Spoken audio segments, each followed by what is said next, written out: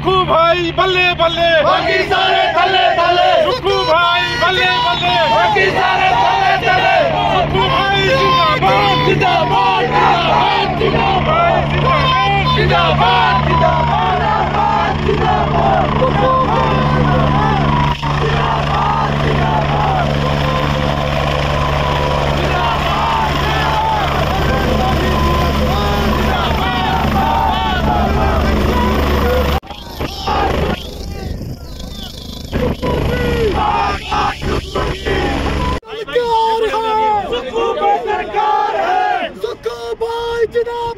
जिंदाबाद जिंदाबाद। सुखू भाई जैसा हो, हमारा नेता कैसा हो, सुखू भाई जैसा हो। कांग्रेस पार्टी जिंदाबाद जिंदाबाद जिंदाबाद। कांग्रेस पार्टी जिंदाबाद जिंदाबाद जिंदाबाद। भाई जान हमारी।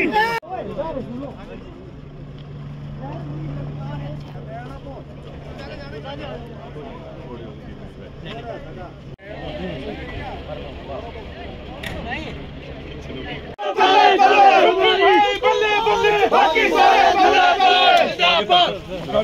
सुखू भाई बल्ले बल्ले, बाकी सारे थले थले। सुखू भाई बल्ले बल्ले, बाकी सारे थले थले। हमारा नेता कैसा हो, सुखू भाई जैसा हो, हमारा नेता कैसा हो, सुखू भाई जैसा हो।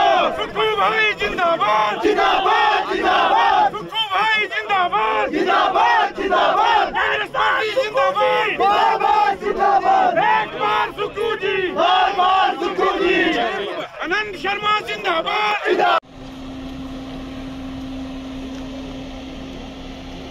चलो आजा चलो सर।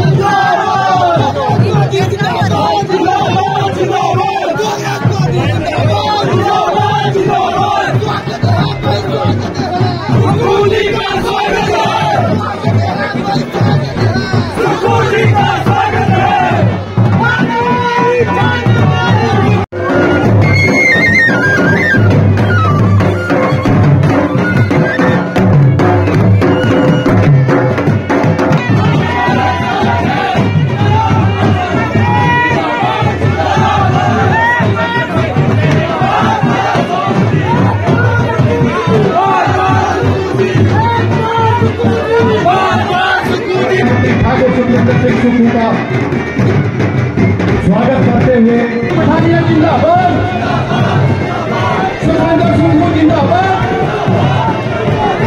सुखविंदर सुक्खू जिंदाबाद। सारे लोग पूरे जोर और खरोश के साथ माननीय मुख्यमंत्री का स्वागत करेंगे।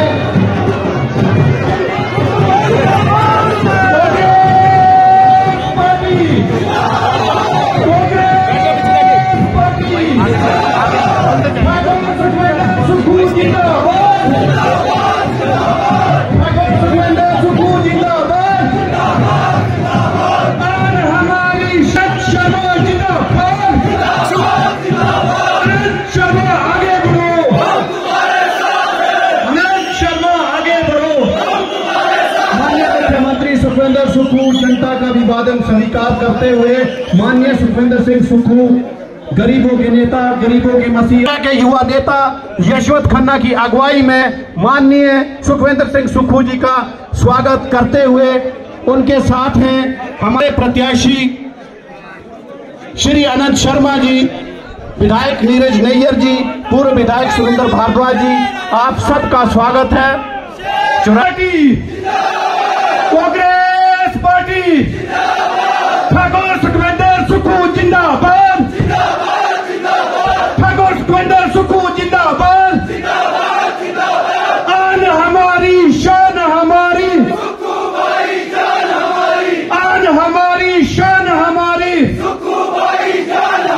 अनंत शर्मा आगे बढ़ो, हम तुम्हारे साथ हैं। अनंत शर्मा आगे बढ़ो, हम तुम्हारे साथ हैं। मैं मंच पर आमंत्रित करूं, चंद शब्दों में आए हुए अतिथियों का स्वागत करें। ठाकुर अश्विनी जी शुरुआत करेंगे। मातरम वंदे मातरम, सुजलाम सुफलाम मलयज शीतलाम शस्य श्यामलाम, मातरम वंदे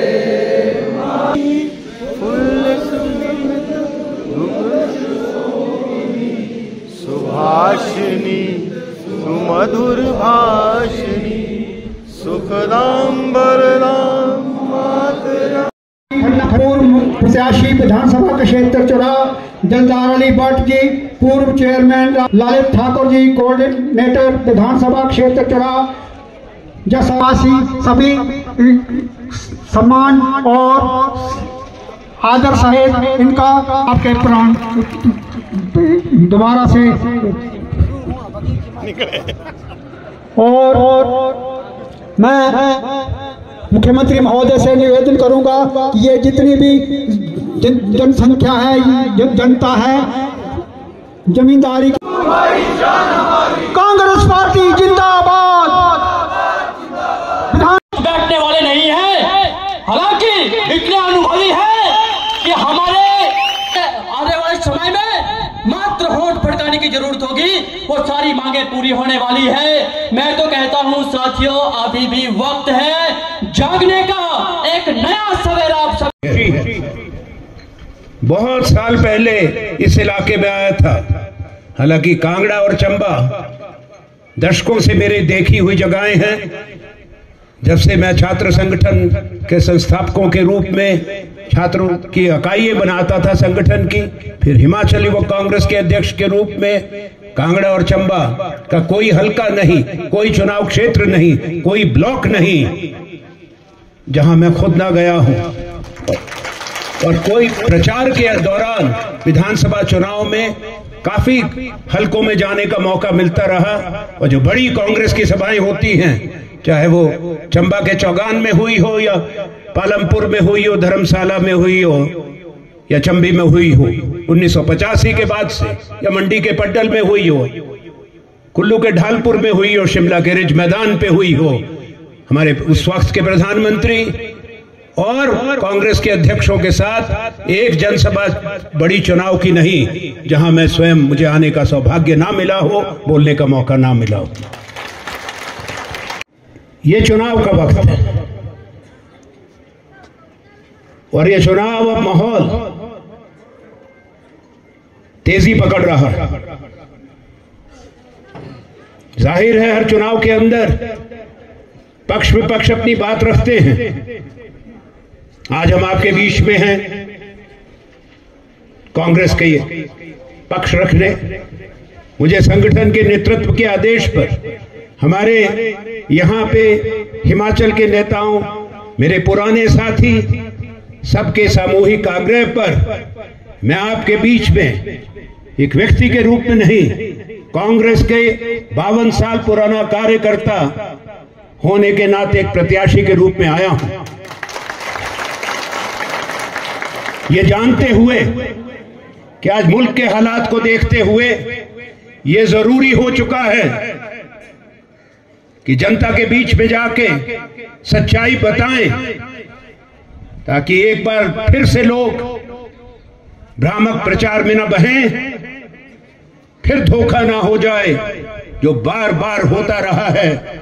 पिछले 2 चुनाव में वायदा करके वायदा को भूलना और वायदा खिलाफी करना। यह हिंदुस्तान का सबसे बड़ा चुनाव है, सबसे बड़ी पंचायत का, भारत की संसद का। दुनिया की निगाहें इस चुनाव पर हैं। किस लिए? 100 करोड़ मतदाता वोट डालेंगे, 100 करोड़ वोटर। अमेरिका और यूरोप, अमेरिका सबसे शक्तिशाली देश है, इनकी दोनों की आबादी मिला लें, उससे 20 करोड़ ज्यादा लोग सिर्फ मतदाता हैं, जो जनादेश देंगे, जो तय करेंगे आपकी वोट कि आगे 5 साल कौन सी विचारधारा हो, किस दल की सरकार हो, किस सोच की, जो इस इलाके का, जो दूर दराज इलाका है, विकास कर सके, हिमाचल के लिए, हिंदुस्तान के लिए काम कर सके। खासतौर पे वो बड़े फैसले करके, वो बड़ी योजनाएं बना के, जिससे हमारे नौजवानों का, हमारे बेटे बेटियों का भविष्य संवर सके। हर बुजुर्ग, हर माँ बाप यही चाहता है सरकार से कि सरकार जहां इलाके का विकास करे, वहीं ऐसा भी काम करे जिससे बच्चों को आगे बढ़ने का मौका मिले, अपनी पहचान देश में बनाने का, और हिंदुस्तान के बाहर भी दुनिया के अंदर। कांग्रेस की सोच हिंदुस्तान की असलियत से जुड़ी है, लोगों की आकांक्षाओं से जुड़ी है। 138 साल पुराना संगठन है भारतीय राष्ट्रीय कांग्रेस,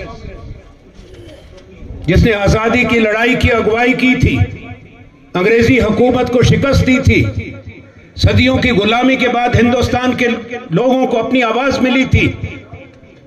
एक मौका मिला था, एक अवसर मिला आजादी के बाद अपने भविष्य का रास्ता खुद चुनने का, अपनी हुकूमत बनाने का, जो इस देश को लेके आगे चले। उस संग्राम में महानायक महात्मा गांधी थे, उनके साथ बड़े नेता थे, जवाहरलाल नेहरू थे, सरदार वल्लभ भाई पटेल थे, मौलाना आजाद थे, गोविंद वल्लभ पंत थे। सूची बहुत लंबी है। कुर्बानियां हुई, जेलों में गए, कई लोग फांसी के फंदे पर चले गए, पर आपका और मेरा देश आजाद हुआ, यह याद रखना आसानी से नहीं मिला था। और उसके बाद आजाद हिंदुस्तान का निर्माण का काम हुआ, बड़ी संस्थाएं बनी, पर सबसे बड़ा काम था जो एक वचन दिया था कि संवैधानिक प्रजातंत्र स्थापित किया जाएगा, जिसने सबको बराबरी का अधिकार दिया। हमारे देश में अनेकता है, विविधता है, यहां सारे दुनिया के धर्म हैं, बहुभाषी हैं, अलग अलग इलाके हैं, सूबों की अपनी पहचान है, अपनी आवाज है, अपनी भाषा है, जो भारत का संविधान उसको स्वीकार करता है। यही विविधता की एकता हिंदुस्तान की ताकत है। सबको बराबरी का दर्जा दिया। संविधान ने फंडामेंटल राइट, जिसको कहते हैं मौलिक अधिकार, हिंदुस्तान के हर नागरिक के पास हैं, और उस हकूक को कोई छीन नहीं सकता जब तक संविधान है। आज इरादे कुछ और नजर आ रहे हैं संविधान को बदलने के, ये भी मैं चेताना चाहता हूं कि दूसरे लोगों का, मैं उस पर आऊंगा अभी, पर एक चीज कहना चाहता हूं, ये वोट, ये उत्सव है, त्योहार है प्रजातंत्र का, दुनिया देखती है क्योंकि हिंदुस्तान बड़ा मुल्क है। आज दुनिया एक दूसरे से मुल्क जुड़े हुए हैं। एक देश में एक घटना होती है, छोटे देश में भी पूरा क्षेत्र प्रभावित होता है। कहीं एक जगह युद्ध हो जाता है, पूरी दुनिया प्रभाव में आ जाती है। जो मैंने बराबरी की बात की, वोट के अधिकार से भी आपको बराबरी दी,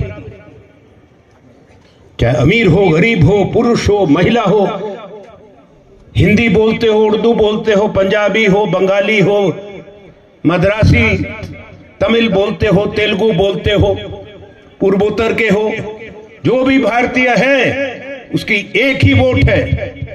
एक एक वोट महत्व रखती है भविष्य बनाने के लिए।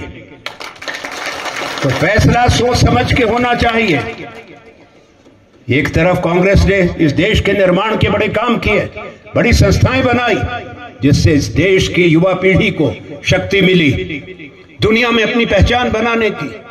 हमें गरीब मुल्क थे, कम पढ़े लिखे लोग थे, पर जवाहरलाल नेहरू और कांग्रेस की सरकार ने तय किया था 1950 से कि बड़ी संस्थाएं बनेंगी जो अमेरिका और यूरोप में थी, उसी पैमाने पर, उसी स्तर पर इंडियन इंस्टीट्यूट ऑफ टेक्नोलॉजी, जिसको IIT कहते हैं, Indian institute of management, science विज्ञान के बड़े संस्थान बनाए।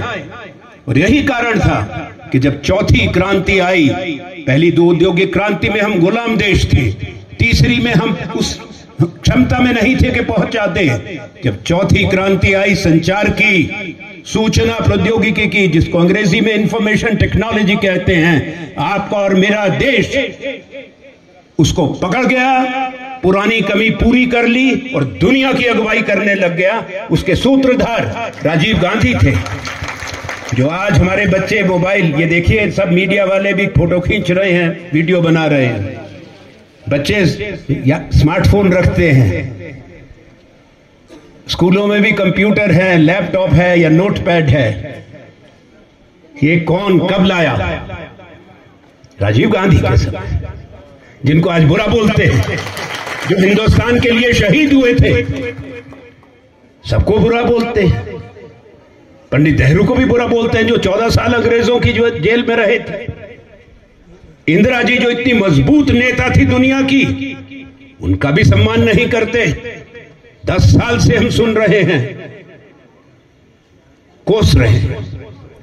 परिवर्तन हुआ, प्रजातंत्र में होता है, विजय भी होती है, पराजय भी होती है। हमने उसको स्वीकार किया। अब हमने सोचा नए नए आए हैं, शायद आदत बदल जाए, जिम्मेवारी को समझें, पर वो आदत बदली नहीं। क्या सुनते हैं आप कि पहले देश कमजोर था, भारत की कोई पहचान नहीं थी, दुनिया में कोई सम्मान नहीं था, हमारी सेना भी कमजोर थी, 70 साल में देश ने कुछ नहीं किया। ये बोलते हैं या नहीं?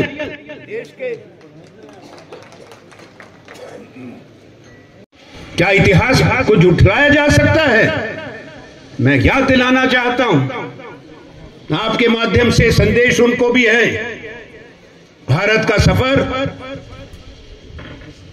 मई 2014 में शुरू नहीं हुआ। आजाद हिंदुस्तान का सफर 15 अगस्त 1947 को शुरू हुआ था, और उसके बाद जो देश बना वो सबने देखा है।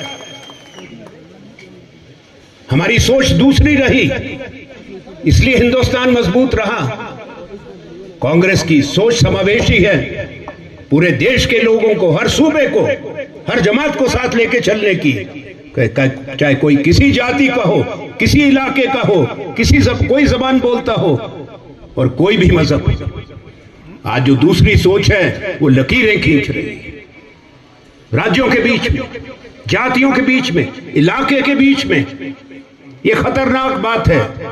आज भाषा के नाम पे और इलाके के नाम पे उत्तर भारत और दक्षिण भारत के बीच में एक गहरी लकीर खींच दी गई है, जिससे हिंदुस्तान, आपका और मेरा देश, भारत कमजोर होगा। और एक बात कहूंगा, हम एक मजबूत देश छोड़ के गए थे, मजबूत इकोनॉमी थी। जब प्रधानमंत्री मनमोहन सिंह जी ने और हमारी सरकार ने, जिसमें मैं भी कैबिनेट मिनिस्टर था, हमने पद छोड़ा 2014 के चुनाव के बाद भारत, जिसको ये कमजोर कहते हैं, वो परमाणु शक्ति बन चुका था इंदिरा गांधी के समय, जब पोखरण में विस्फोट हुआ था। वही भारत जिसका अपमान करते हैं, उस समय के भारत का, वो अंतरिक्ष में जा चुका था। आर्यभट्ट कब गया था? 1974 में। अब दूसरे देशों के सैटेलाइट ऊपर पहुंचाते हैं। हमारी सरकार के समय चंद्रयान चंद्रमा पर चला गया था, तिरंगा चांद पर उतर चुका था।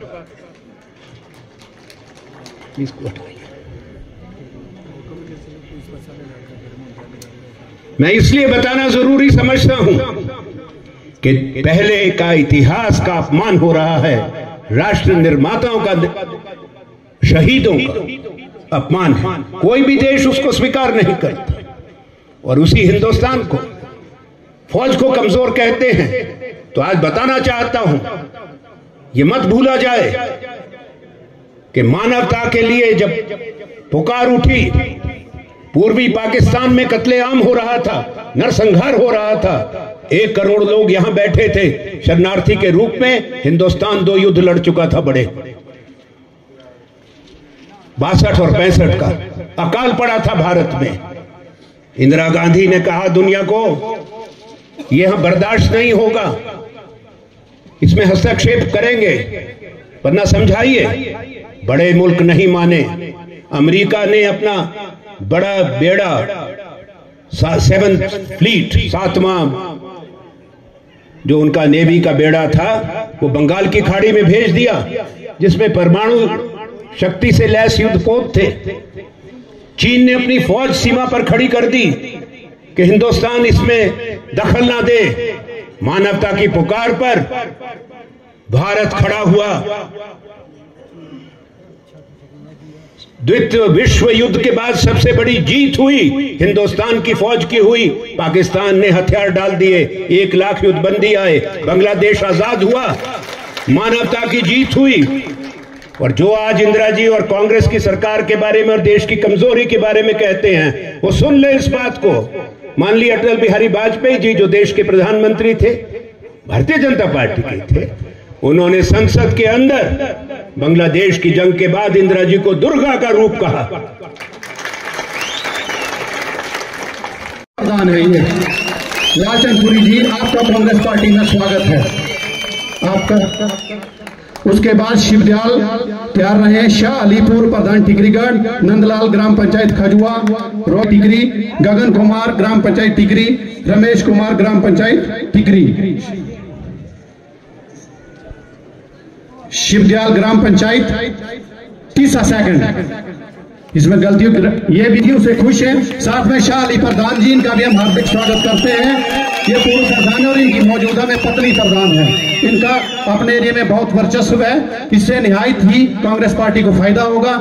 जिन भी लोगों ने कांग्रेस पार्टी की सदस्यता ग्रहण की है, हम सब लोगों का हार्दिक स्वागत करते हैं और उम्मीद करते हैं कि आपसे कांग्रेस पार्टी को फायदा होगा और आने वाले समय में आपका विशेष ध्यान जो है वो कांग्रेस पार्टी रखेगी, माननीय सुखविंदर सिंह सुक्खू जी के नेतृत्व में। क्योंकि कांग्रेस पार्टी गरीबों की पार्टी है।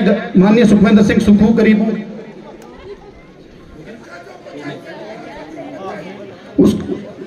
लेखराज ठाकुर ग्राम पंचायत देवला, राज ठाकुर ग्राम पंचायत देवला, ताराचंद शर्मा उनके साथ हैं अनंत शर्मा जी, कुलदीप पठानिया जी, पूर्व विधायक सुरेंद्र कुमार भारद्वाज जी, पूर्व भाजपा कमेटी चेयरमैन दिलदार भट्ट जी और हमारे सेवा दल के अध्यक्ष, युवा कांग्रेस के अध्यक्ष, कार्यकारी अध्यक्ष जसाराम भारद्वाज जी। फूलों की माला पहनाकर माननीय मुख्यमंत्री का स्वागत करते हुए मैं सबसे निवेदन करूंगा कि एक बार जोर से कांग्रेस पार्टी का नारा बोलेंगे। कांग्रेस पार्टी, कांग्रेस पार्टी, आन हमारी शान हमारी, आन हमारी शान हमारी,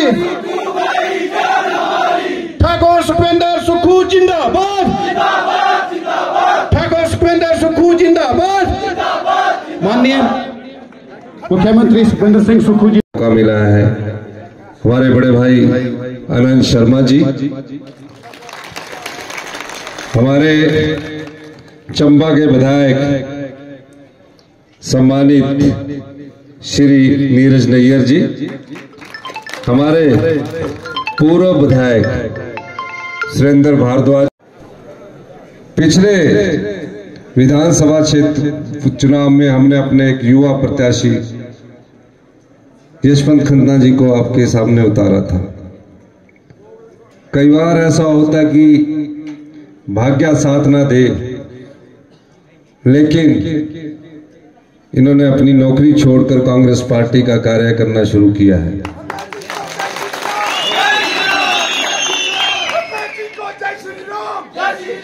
और मैं चाहूंगा कि आप सब लोग मिलकर हमारे जो राष्ट्रीय नेता है श्री आनंद शर्मा जी, जिनकी आवाज दिल्ली में कोई भी पार्टी आ जाए उनकी आवाज को सुनती है, आनंद शर्मा जी के लिए एक जोरदार तालियां लगाए। आनंद शर्मा जी के साथ हमने मिलकर राजनीति शुरुआत की। मेरे आरएनएसओ के राजनीतिक जीवन में इनका महत्वपूर्ण योगदान रहा, युवा कांग्रेस के जीवन में भी महत्वपूर्ण योगदान रहा। जिस भी सीढ़ी पर चढ़ा आपका हमेशा मुझे आशीर्वाद और सहयोग मिलता रहा।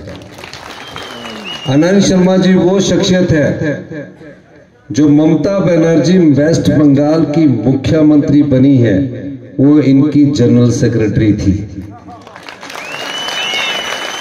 मैं इनका छोटा होने के नाते इन्होंने हमें सब राहों पर पहुंचने में हमेशा हमारी मदद की है। मैं भी मुख्यमंत्री के पद पर पहुंचा। 15 महीने पहले ऐतिहासिक रिज मैदान में जब मैंने शपथ ली थी, मैंने कल्पना भी नहीं की थी कि आप जैसे परिवार से निकला कोई आपका साथी मुख्यमंत्री की कुर्सी पर पहुंचेगा। मेरे परिवार से कोई राजनीतिक पृष्ठभूमि नहीं है, राजनीति में दूर दूर से किसी का कुछ लेना देना नहीं है, लेकिन मैं 40 साल कांग्रेस पार्टी का झंडा उठाते उठाते 20 साल विधायक रहने के बाद जब मैं मुख्यमंत्री की कुर्सी पर पहुंचा तो सिर्फ मन में एक आशा हमेशा रही कि मैं आम लोगों की सेवा के लिए योजनाएं लाऊं, किसान को मजबूत करने के लिए योजनाएं लाऊं, गांव में रहने वाले लोगों के लिए उनकी आर्थिक समृद्धि के लिए मैं योजनाएं लाऊं। मुख्यमंत्री बनने के बाद राज्य के जो अधिकारी होते हैं, कर्मचारी होते हैं, वो अपना लेखा जोखा रखते हैं। लेखा जोखा ऐसा 5 साल जयराम ठाकुर जी मुख्यमंत्री रहे, भारतीय जनता पार्टी की सरकार रही, केंद्र में भी इनकी सरकार रही, डबल इंजन की सरकार कहते थे। जब अधिकारियों ने हमें लेखा जोखा रखा तो पूरा खजाना खाली, पूर्व मुख्यमंत्री जी सोए रहे और जनता के खजाने को लुटाते रहे। हमने 1 महीना दिन रात मेहनत करके अपनी अर्थव्यवस्था को ठीक करना शुरू किया। हमने फैसले किए, हमने नियम बनाए, और जो भ्रष्टाचार के चोर दरवाजे थे, जहां जनता का पैसा लुटा दिया जाता था, उन जनता के पैसे को लुटाने के चोर दरवाजे हमने बंद किए और धीरे धीरे उसमें सुधार होने लगा। पहली ही कैबिनेट में हमने 1,36,000 सरकारी कर्मचारी जो थे, जिनको कोई आशा भारतीय जनता पार्टी से न रही थी, भारतीय जनता पार्टी के पूर्व मुख्यमंत्री ने विधानसभा में कहा कि अगर 1,36,000 सरकारी कर्मचारियों को पेंशन लेनी है तो उन्हें विधानसभा का चुनाव लड़ना चाहिए, ये कहा उन्होंने। अब उन्हें विधानसभा का चुनाव लड़ने के लिए चुनौती किसने दी? भारतीय जनता पार्टी की सरकार ने दी। हमने कहा, मैं खुद एक सरकारी कर्मचारी का बेटा हूं, मैं जानता हूं मेरे पिताजी इस दुनिया में नहीं है, लेकिन आज भी मेरी माताजी को फैमिली पेंशन मिलती है, बड़े स्वाभिमान से अपना गुजारा करती है। और जब मैं मुख्यमंत्री के तौर पर गया तो बुजुर्गों के यहाँ एक जेब होती है, उस जेब से 500 रुपया निकालकर मुझे उन्होंने दिया। मुझे किसी पैसे की जरूरत नहीं थी। मैं उनकी भावना की कदर करते हुए ये कहना चाहता हूं कि हम चाहते तो 2026 में विधानसभा चुनावों से पहले भी ओल्ड पेंशन स्कीम दे सकते थे। हमने वो राजनीतिक फायदे के लिए ओल्ड पेंशन स्कीम नहीं दी। हमने अपने 1,36,000 सरकारी कर्मचारी व अधिकारियों को उनका बुढ़ापा सुरक्षित करने के लिए ओल्ड पेंशन स्कीम दी। लोग जताते आ रहे हैं, 15 साल हो गए यहां से भारतीय जनता पार्टी का प्रत्याशी जीत कर जा रहा है, और मैं चाहता हूं इस बार आप हमारे जो राष्ट्रीय नेता है आनंद शर्मा जी, उनको चुनकर भेजेंगे। ये मेरी आशा नहीं बल्कि विश्वास है। आपदा प्रभावित परिवारों के लिए जो भारतीय जनता पार्टी का सांसद ना खड़ा हो, जो भारतीय जनता पार्टी नहीं खड़ी हो, उसको भी सबक सिखाने का समय अब आया है। आपके हाथ में है। हमने हिम्मत नहीं हारी। 4500 करोड़ रुपए का हमने पैकेज दिया। केंद्र सरकार ने हमें कोई स्पेशल रिलीफ पैकेज नहीं दिया। कहा कि गुजरात की तर्ज पर हमें सहायता कीजिए, कहा हमने कि हमें उत्तराखंड की तर्ज पर सहायता दीजिए। एक भी पैसे की मदद नहीं। मैं जानता हूं एक पक्का घर बनाने के लिए हमारी जिंदगी भर की कमाई लग जाती है। पाई पाई जोड़कर हम अपना पक्का घर बनाते हैं। अपने सपने उस घर में हमने सजोए होते हैं। अचानक पता लगे कि बाढ़ उसको बहा कर लेगी तो उस परिवार के दिल पर क्या बीतती होगी। ये दर्द मैं जानता हूं। मैं सुबह जाता था आपदा प्रभावित परिवारों से मिलकर, शाम को अधिकारियों की बैठक लेता था। बैठक लेने के बाद अधिकारी मुझे आंकड़े दिखाते थे। कहते हम 1.5 लाख रुपए से ज्यादा नहीं दे सकते, प्रधानमंत्री आवास योजना से भी ज्यादा 1.5 लाख से ज्यादा नहीं दे सकते। मैंने कहा 1.5 लाख में पक्का घर नहीं बनता। मैं जानता हूं एक गरीब की पीड़ा को, मैं जानता हूं दर्द को मैं समझता हूं। मैंने आपदा प्रभावित परिवारों के लिए नियम बदल दिए, कानून बदल दिया। 1.5 लाख से बढ़ाकर 7 लाख रुपए की आर्थिक सहायता दी। जिसका कच्चा घर भी टूट गया, अधिकारी बोलते थे ये 2 लाख में बनेगा। मैंने बोला कि क्या कच्चे घर को जिंदगी भर आप कच्चे घर में रहने देंगे? मैंने उन्हें भी 7 लाख रुपए की सहायता राशि दी। पटवारी आजकल आपके पीछे घूमता है। 3 महीने में 1 लाख इंतकाल हुए। रिज पर, ऐतिहासिक रिज पर मैं शपथ लेने के बाद मैंने रिवाज बदला। मैं सचिवालय नहीं गया, मैं उन बच्चों के अनाथ आश्रम में गया जो अपनी मां को खो चुके थे, अपने बाप को खो चुके थे। बेटियों के अनाथ आश्रम में गया, बेटियों का रहन सहन देखा, खाने की रसोई देखी, सोने का तरीका देखा, जहां वो रात को रहती है, बातचीत की। उन बेटियों ने हमसे कुछ मांगा नहीं कि हमारे को कोई योजना लाओ। अब जिसकी मां चले जाए, जिसका बाप चले जाए, उसके दिल पर क्या बीतती होगी ये तो वही बेटी या बेटा जानता है जो अपनी मां और बाप को खो चुका। मैंने आते ही पहला निर्देश ये दिया कि इनके लिए कानून बनाकर अधिकार दीजिए। और हिमाचल प्रदेश हिंदुस्तान का पहला राज्य बना जहां अनाथ बच्चों को, चाहे वो रिश्तेदारों के पास रहते हैं, सरकार ही माता, सरकार ही पिता, चिल्ड्रन ऑफ द स्टेट का दर्जा देकर उन अनाथ बच्चों के भविष्य को संवारा। आज इस योजना से 4000 बच्चों को लाभ हो रहा है। कोई डॉक्टरी की पढ़ाई कर रहा है, कोई पीएचडी कर रहा है। 27 साल तक इस योजना का लाभ उन बच्चों को मिलेगा। 4000 रुपए पॉकेट मनी उनको हर महीने मिलेगी और शादी के लिए 2 लाख रुपया मिलेगा। मकान बनाने के लिए 3 लाख रुपया देगा। ऐसी योजना हिंदुस्तान में पहली बार कांग्रेस पार्टी की सरकार लेकर आई, आम लोगों की सरकार। कर्जा हिमाचल की जनता पर चढ़ाया और 10,000 करोड़ की 6th पे कमीशन की देनदारियां हिमाचल की जनता पर चढ़ाई। हमारी जनसंख्या 75 लाख है। हर एक व्यक्ति पर जो हिमाचल प्रदेश में है 1,03,000 का कर्जा चढ़ाकर जयराम जी आज सोए हुए हैं। प्रदेश के हितों को इन्होंने बेचा।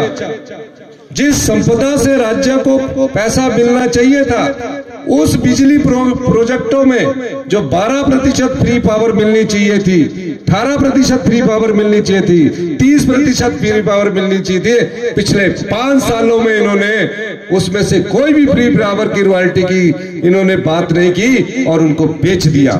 मैं उसकी लड़ाई आपकी संपदा की कोर्ट में लड़ रहा हूं और पिछले कल ही हमने सुप्रीम कोर्ट से एक फैसले को हमने आपके अधिकारों को जीता। 2200 करोड़ आने के बाद अधिकारियों की हमेशा ये मंशा रहती है कि चुनाव से पहले घोषणाएं की जाए, 1 साल पहले की जाए। जैसे भारतीय जनता पार्टी ने 1000 संस्थान खोल दिए, नियुक्तियां कुछ नहीं की, नोटिफिकेशन खोल दी, यहां भी स्कूल खोला, यहां भी एक किया। ऐसी संस्थाएं खोलकर कोई फायदा नहीं होता। पहले नियुक्तियां करिए, फिर वहां स्टाफ की नियुक्ति के बाद आप संस्थान खोलिए ताकि बच्चों को भी उच्च शिक्षा मिल सके। हमने उस प्रथा को भी बंद किया। 2200 करोड़ बांटने की बात आई, 15 महीने की सरकार का हिसाब मैं आज जनता की अदालत में इसलिए देना चाहता हूं। आपके आशीर्वाद से जब एक आम परिवार का व्यक्ति मुख्यमंत्री की कुर्सी पर पहुंचता है तो वो ये देखता है कि मुझे अपनी जनता को क्या देना है। मुझे कहते रहे कि ये 2200 करोड़ रुपया अभी मत बांटिए, 2026 में बांटिए। मैंने कहा ये जनता का पैसा आज ही बांटना है और हमने आपके लिए योजना लाई। जहां अनाथ बच्चों के लिए योजना लाई, इस दूसरे बजट में जो अभी हमारा पास हुआ है 2024 का, इसमें विधवा बहनों जितनी भी है उनके बच्चों की पढ़ाई का पूरा खर्च 27 साल तक सरकार उठाएगी। मनरेगा की दिहाड़ी 240 रुपए से बढ़ाकर 300 रुपए कर दी गई। किसान के हाथ में कैसे पैसा आए? हिमाचल प्रदेश हिंदुस्तान का पहला ऐसा राज्य बना जहां दूध का न्यूनतम समर्थन मूल्य को फिक्स किया गया। पहले गाय का दूध आपका 32 रुपए किलो खरीदा जाता था, हमने उसको 13 रुपए बढ़ाकर ऐतिहासिक वृद्धि की 45 रुपए किलो मिल्क फेडरेशन खरीदेगी। भैंस का दूध 55 रुपए मिल्क फेडरेशन खरीदेगी और उससे ज्यादा बाजार में बेच सकता है। ये अभी शुरुआत है, धीरे धीरे देखना हर किसान के हाथ में घर बैठकर पैसा आएगा, वो गौरव फील करेगा।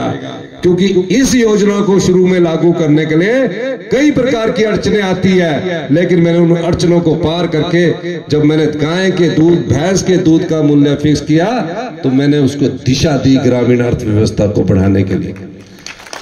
90% हम लोग गांव में रहते हैं, गांव में शहरों जैसी सुविधा है, कोई बड़े शहर नहीं है, पर हम गांव के लोग हैं। जब मैंने देखा गाय और भैंस के गोबर से जो खेती करेगा, यूरिया का प्रयोग नहीं करेगा, तो उसको गाय के दूध का मूल्य 45 रुपए किलो, गाय के गोबर से जो खेती होगी, जो कणक पैदा होगी, उसको हम 40 रुपए किलो सरकार करेगी। हिमाचल प्रदेश हिंदुस्तान का पहला ऐसा राज्य बना जहां गोबर आधारित खेती पर कणक का मूल्य 40 रुपए फिक्स किया गया और मक्की का 30 रुपए किलो किया गया और सरकार को। फिर हमने देखा कि पैसा 2200 करोड़ में बचा हुआ है। हमने जो हमारी ऑन गोइंग योजना है उसके तहत जो मेरी बेटी 18 साल की उम्र पार कर चुकी होगी, जो हमारी बहन 18 साल, 30 साल, 32 साल की होगी, हमने फैसला किया कि हिमाचल प्रदेश की बेटी और बहन को प्यारी बहना इंदिरा गांधी प्यारी बहना सुख सम्मान निधि से सम्मानित किया जाएगा। और इस योजना का हमने शुभारंभ 1 मई 2023 से लाहौल स्पीति में कर दिया। रिकॉर्ड हो गया 1 मार्च 2024 को 3 मार्च 2024 को मैंने हिमाचल प्रदेश में इस योजना को लागू कर दिया। सारी जगह फॉर्म भरने लग गए। 20 दिन बाद आचार संहिता लगी। जयराम ठाकुर जी ने क्या किया और उनके साथ जो विधायक थे सब गए वहां और उन्होंने कहा ये फॉर्म नहीं भरने चाहिए।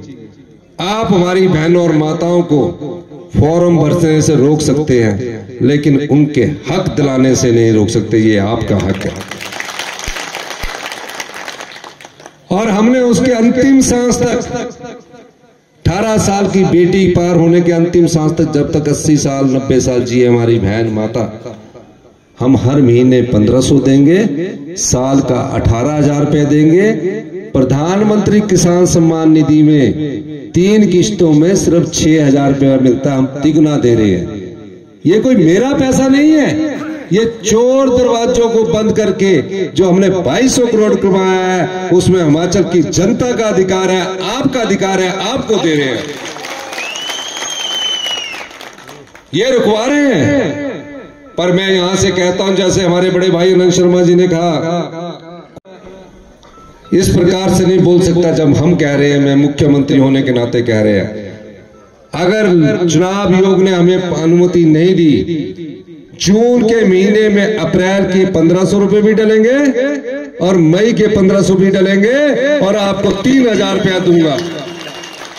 15 महीने की सरकार है हमारी।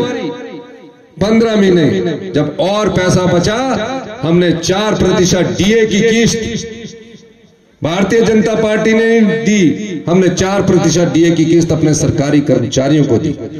पुलिस कर्मी थे, 210 रुपए डाइट मनी मिलती थी, हमने डाइट मनी को 210 5 गुना बढ़ाकर 1,000 रुपए किया। फिर भी हमारे पास पैसे बचे। मैंने देखा जब मैं गांव में जाता था, हमारे बुजुर्ग बैठे रहते थे, हम छोटे थे, 35-40 साल के जब जाते, कभी कोई बीमारी होती थी, जोर से बोल नहीं पाते थे, पेन किलर लेते थे, बीमारी दूर नहीं होती थी, दर्द दूर हो जाती थी। धीरे धीरे बीमारी बढ़ती थी। जब बीमारी बढ़ जाए तो पैसा नहीं होता। कोई जमीन रहन रखता है, कोई अपने बेटे से पैसे मांगने में हिचकिचाहट महसूस करता है।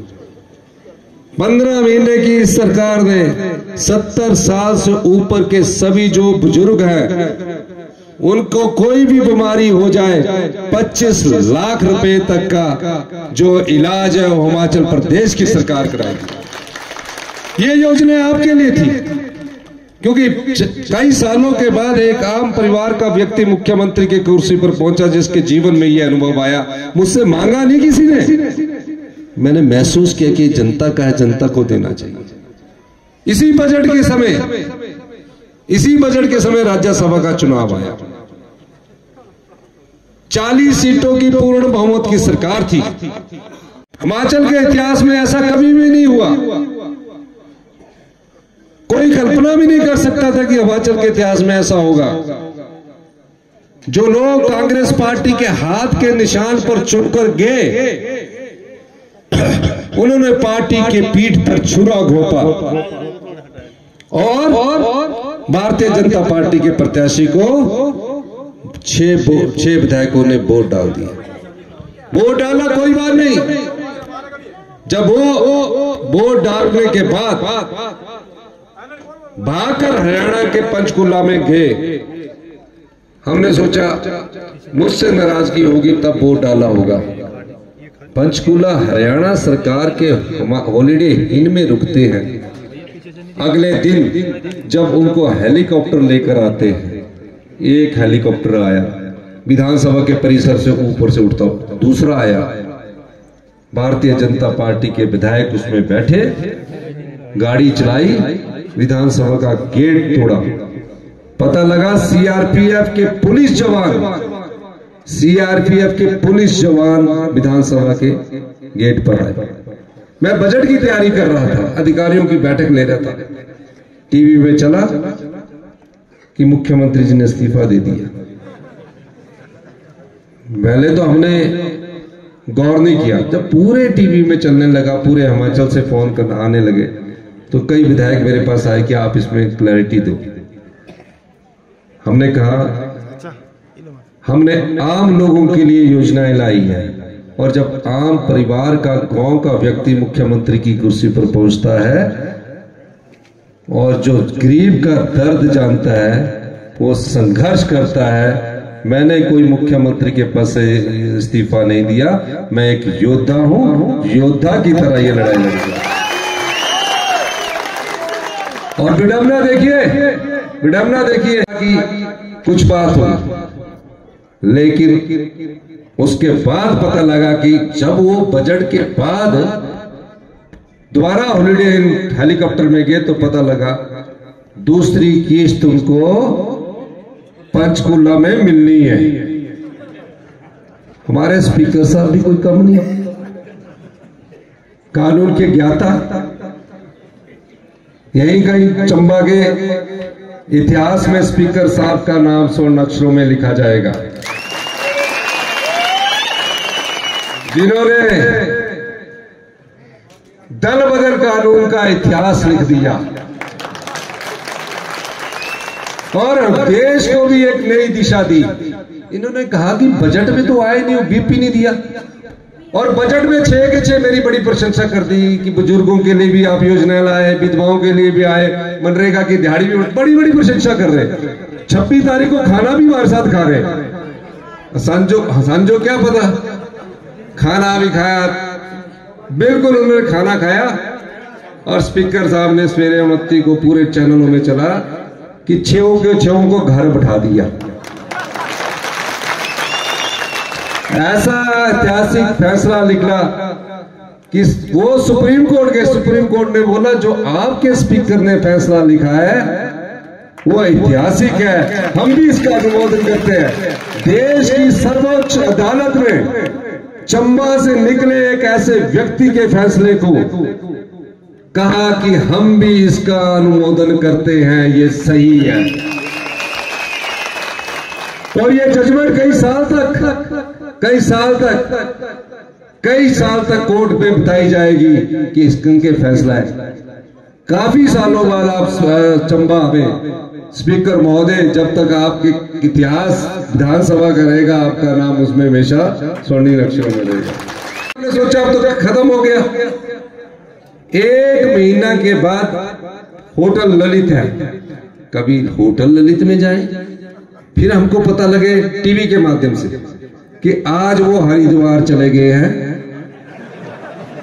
कुछ ने तो आपने पाप धोने हैं, कुछ को गंगा मैया ने बोला भी तुम्हारे पाप धोते धोते मैं भी मैली हो जाऊंगी, तुम चले ही जाओ यहां से।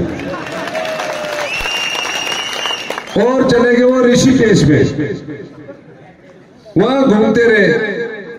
और 2 विधायकों के परिवार के लोग मेरे पास रोज दोपहर में आते, हमारी बातचीत चल रही, आ रहे। मैंने बोला आ रहे तो आ जाओ, नहीं आए। 1 महीने तक वो सरकार गिराने का षड्यंत्र रचते रहे।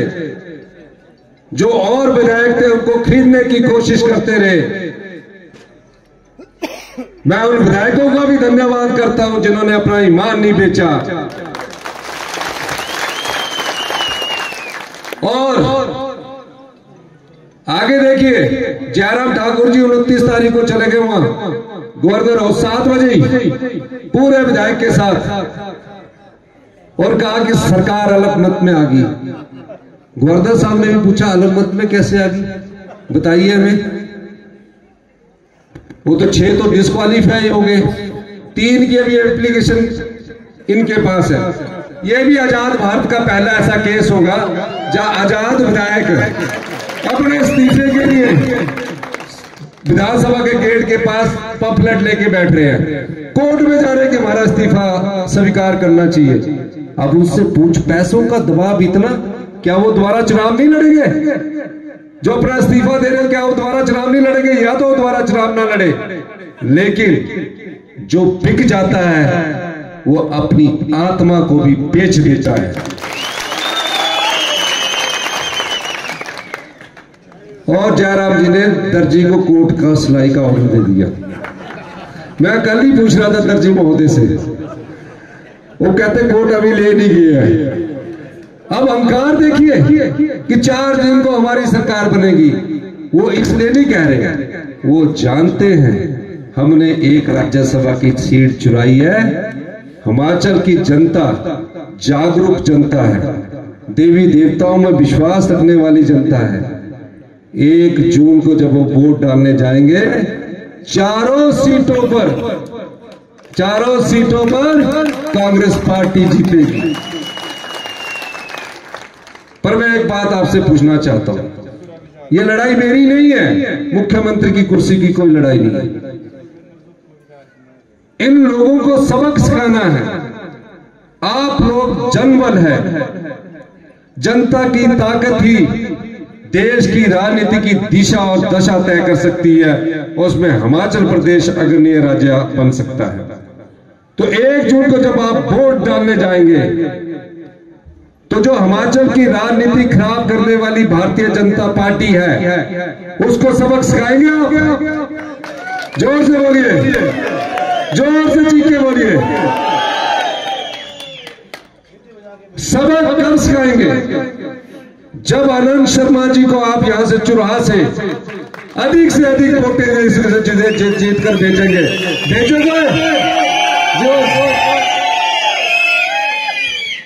और मैं दावे के साथ कह सकता हूं, 3.5 साल हमारी सरकार है। 3.5 साल में मेरी यशवंत खन्ना जी से भी बात हुई, भारद्वाज जी से भी बात हुई। मैं यहां दोबारा आऊंगा, जो काम बोलेंगे वो काम करेंगे। और आपको एक और बात बता दूं, आनंद शर्मा जी यहां से जब जीत कर जाएंगे, इनकी एक आवाज में विपक्षी दल के नेता भी और विपक्षी पार्टियां भी काम करती है। ये वो सांसद चुनकर नहीं जाएंगे जो कांगड़ा के सांसद यहां से आए हैं। वो कांगड़ा कोऑपरेटिव बैंक के चेयरमैन है, सुनने में आ रहा लोगों को मिलते नहीं थे जब चेयरमैन थे।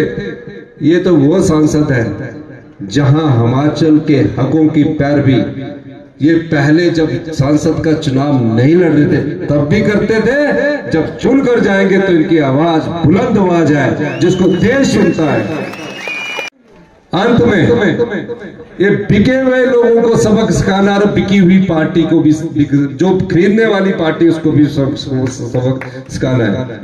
जो पार्टी जनता की भावनाओं का सौदा करती है, जनता की भावनाओं का सौदा किस पार्टी ने किया बताइए? किस पार्टी ने किया? जोर से बोलिए। बीजेपी ने किया। जो नोट का सौदा बीजेपी ने किया, उसको आप सबक सिखाएंगे? मैं यही कहने आया हूं और मैं दावे के साथ कह सकता हूं, हमारे पास धन बल नहीं है, बहुत बड़े धन वाली पार्टी है। इतना पैसा इन्होंने बिके हुए विधायकों को दिया, इसमें से कुछ पैसा वो आपदा में दे देते तो आपदा प्रभावित परिवारों की और मदद होती। जब छोटे छोटे बच्चे गुल्लक देकर हमारे आपदा राहत कोष में दे रहे थे, इनको कोई और नहीं हरा सकता। और आप देश की दशा और दिशा तय करने वाले हिमाचल प्रदेश के इस चुनाव में हैं। मैं आपसे अनुरोध करना चाहता हूं, आपकी ताकत ही हमारी सच्ची ताकत है। इसलिए मैं कहता हूं, जनबल जीतेगा, धनबल हारेगा। मेरे साथ बोलिए जनबल, जोर से बोलिए जनबल, धनबल, ऊपर से नहीं आ रही, जनबल, धनबल। और कैसे हारेगा? जिस दिन आप आनंद शर्मा जी को अधिक से अधिक वोट डाल के जिताएंगे, ये संदेश दिल्ली में जाएगा। यही मैं कहना चाहता हूं। आनंद शर्मा जी के लिए आप सब लोग तालियां बजाकर इनका समर्थन कीजिए। बहुत बहुत धन्यवाद। जय जवान। और मैं जिला परिषद बाद 2 दिन यहां रहूंगा, ये भी मैं आपको वादा करके जा रहा हूं। धन्यवाद।